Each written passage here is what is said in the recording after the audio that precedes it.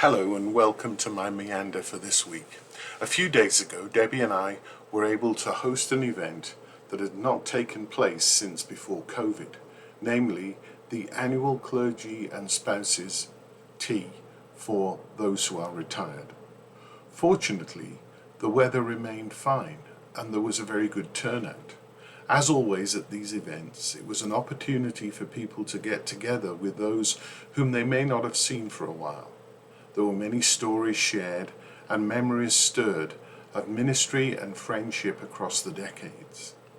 It was also noticeable that some people who were at the last such event were not able to be present at this one. Some have died during the last 3 years, and others have developed health issues which meant they were unable to travel to this type of gathering anymore. The people gathered represent many years of service to God and the parishes of our diocese. If I were to run through the list of names of those in attendance, I'm sure that many people listening to this could conjure up their faces and the times when they were serving in your parish or in your region. Gatherings like this do not only stir up memories, but they also point to multiple connections.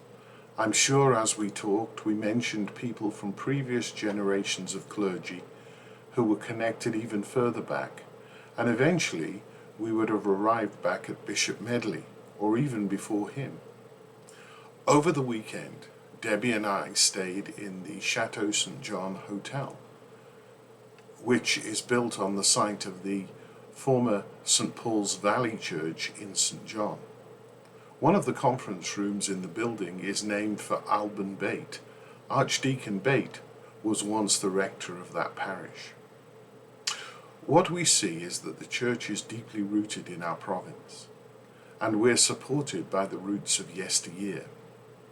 As we travel through these difficult times, it's important to remember our past and what has been done in the name of Jesus over the years. It's from such things that we can take nourishment. That being said, as we think about our past, we also have to look to the future. Some years ago, the Reverend Dr. Barry Craig wrote a book called Apostle to the Wilderness about the ministry of Bishop Medley.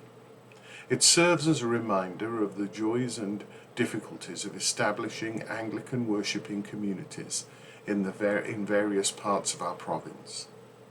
When Medley arrived, there were congregations in some parts of New Brunswick, so he had something to build on. But he had a grander vision, possibly because he was wedded to the idea of the cure of souls.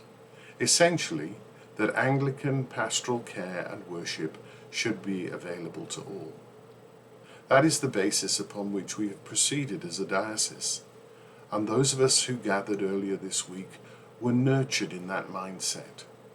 A big question for us is, how do we continue to do this across New Brunswick, and what does it look like? Thank you for being here today.